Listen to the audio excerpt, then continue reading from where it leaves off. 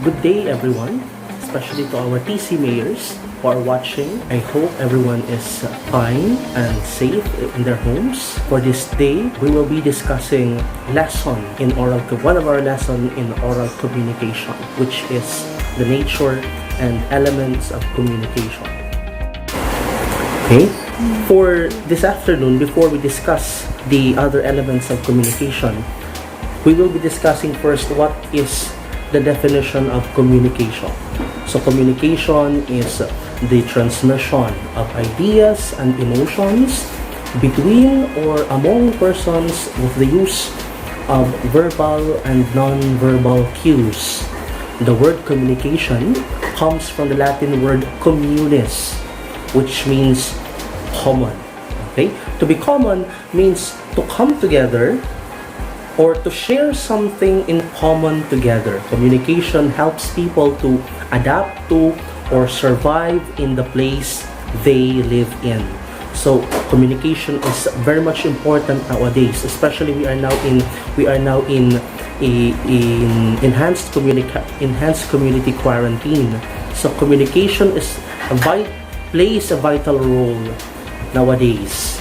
Communication is very much important. We communicate to our loved ones. We communicate to our company. We communicate to other government agencies in order to get informations that is very relevant to our situation right now. Okay, so communication is a process. It starts with a stimulus, which is an idea or concept that the sender has and would like to convey. The sender encodes the message by putting it into words and then expresses the ideas in proper sequence. This message is then accepted and interpreted or decoded by the receiver. The receiver may or may not respond to the sender. If the receiver chooses to respond, then he or she will provide feedback. When providing feedback, the receiver then becomes the sender, and the first sender then becomes the receiver of the message, and vice versa. So there is an exchange of messages between the sender and the receiver. Okay? So this is now the diagram in the communication process. So first we have the sender, message, encoding, channel, receiver, decoding, and then we have the feedback. Okay, so the feedback is given by the receiver and vice versa. Okay, so now we have the two common types of communication, which is verbal and non-verbal. So when we say verbal communication, it refers to the use of words or speech in sending messages and transmitting ideas or feelings. The communicators make use of language in order to convey what they would like others to know. For example, the words in a conversation are considered verbal communication or verbal cues. Okay, so when we say verbal communication in a simple definition, communication that uses speech, okay, language. Okay. On the other hand, non-verbal communication refers to the act of expressing ideas in ways that do not involve or go beyond using words. Okay? Body language, appearance, voice, and environment are some of the non-verbal cues that greatly affect the meaning of one's message. The various types of non-verbal communication are as follows. So we have non-verbal cues. So first is we have the proxemics. So when we say proxemics, this refers to the space or distance between the sender and the receiver. This includes intimate distance. When we say intimate distance, less than 6 inches to 18 inches. Okay, it is reserved for embracing, touching, or whispering. Okay, next is personal distance, which is 1.5 to 4 feet, which is for interacting with good friends or family. Okay, next is social distance.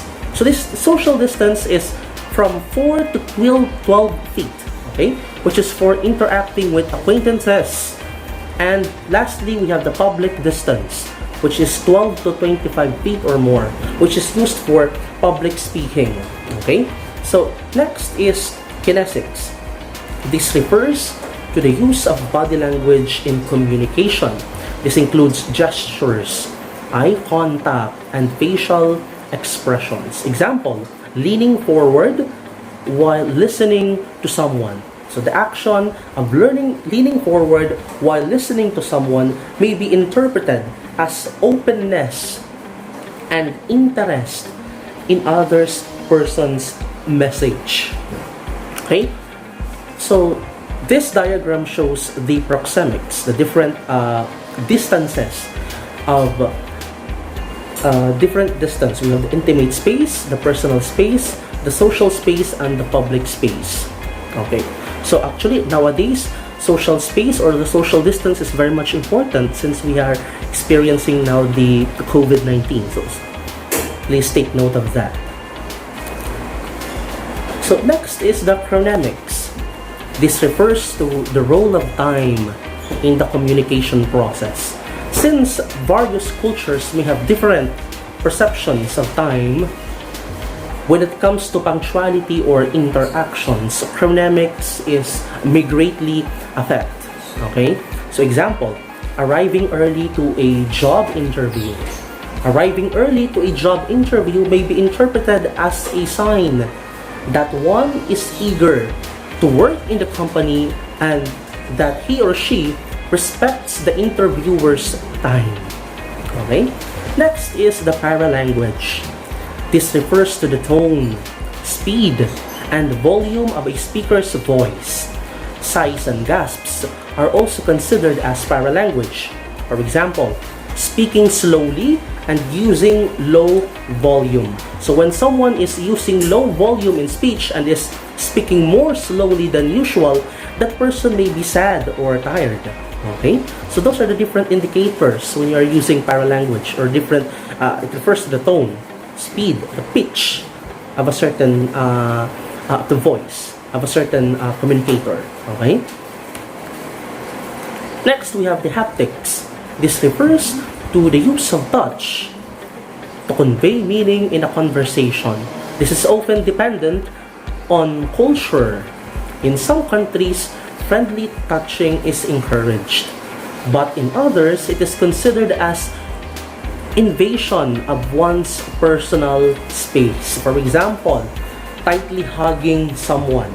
An exchange of tight hugs between individuals conveys that they have a close relationship with each other. The act of hugging is also a way to comfort someone or to let that person know that he or she is loved or appreciated. But for these days, hugs are not yet allowed. Okay? So, practice social distancing. Okay? So, a simple wave, a simple finger heart will do. Okay? To show your appreciation. But hugs nowadays are not yet allowed. Next is we have the elements of communication. So now we will be discussing the elements of communication. So it is very much important that we should discuss these elements because these play vital roles in the communication process. We have the participants. These are the communicators. They can be both senders and receivers. A sender transmits the information to the receiver while the receiver decodes the message in order to formulate a response. So, participants, it's either the receiver or the sender. Okay? So, next is the contexts. This refers to interrelated conditions that affect the message. This include physical, psychological, social, and cultural factors that affects communication. First is the physical context. It refers to the place, time, environment, and distance between communicators. For example, the way you communicate with your sibling when there is no one around may be different from the way you communicate with each other when other people are around. So physical context is very much important. As I have said, it indicates time, place, environment, and distance between communicators. Next is the social context.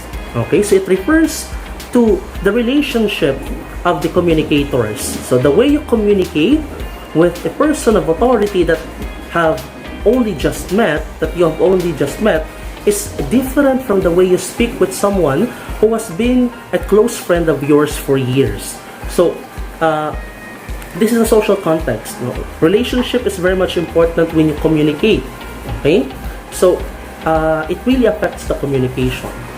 Okay, so the way you communicate with your friends is different from the way you communicate with the person with authority or to the person who is anonymous to you. It's very much different. Okay, next is the psychological context. It refers to the moods and feelings of the communicators. Think about the times when your mood or feelings caused you to communicate differently. When you are sad or angry, for example, you might say things that you would not say if you were happy. So,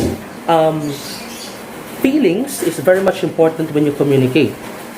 Sometimes when we are angry, the way we communicate is very different from the way if we are happy. Okay? So, we really need to be careful when we are communicating. Okay? Next is the cultural context. Includes the beliefs and norms of the participants. This comes into play when you are speaking with someone who is of a different gender, age, social status, religion, or nationality. When speaking with an exchange student from Japan, for example, you may need to explain some Filipino terms you use in a conversation. Terms that do not need to explain to a fellow Filipino. Okay? So, we have various cultures. So that's why Filipinos, the way we communicate is different from the Japanese communicates. Okay? So Filipinos have different ways of communication. Okay? So, cultural context really is important. Okay? So, we still have other elements of communication, which is very vital also in the communication process. Next, we have the message, channel, and the feedback. So first, we have the message. This is the main point of having communication. Okay? So this is why we communicate, of course. Now, the message is the main idea or information that the sender would like to convey to the receiver. Thus, it is important for the message to be stated clearly and in a way that is understandable to the receiver. Okay, so you should formulate your message in a very clear manner in order for the receiver to understand your message. Okay, so next is the channel. This is the means of delivering message. It can be a face-to-face conversation, a letter, a phone call, or an email, or social media. Okay, so actually nowadays, social media is one of the common factor or common platform that we use in communication, especially nowadays that we are in enhanced community quarantine. So we commonly use social media, we use phone calls or message instead of face-to-face conversation. Of course, we use face-to-face conversation with the persons inside our home, but if we are communicating outside, we use social media, we use the internet, okay, as a main platform in delivering message. Next is the feedback. This refers to the response of the receiver This helps the sender of the message determine whether the message was understood by the receiver. If the participants of the conversation continue giving feedback, the flow of communication continues. Feedback or response is very much important in communication. This is a confirmation that the receiver were able to understand the message. So the role between the sender and the receiver, vice versa, the sender will now be the receiver and the receiver will now be the sender, and vice versa. So there is an exchange of ideas, an exchange of information or message. So those are the different elements of communication that is very much important that we need to consider when we are communicating. I hope you have learned something for this afternoon. This is Sir Francis, one of the teacher of TCMS, and I hope everyone is fine, stay safe, and God bless. Thank you for watching.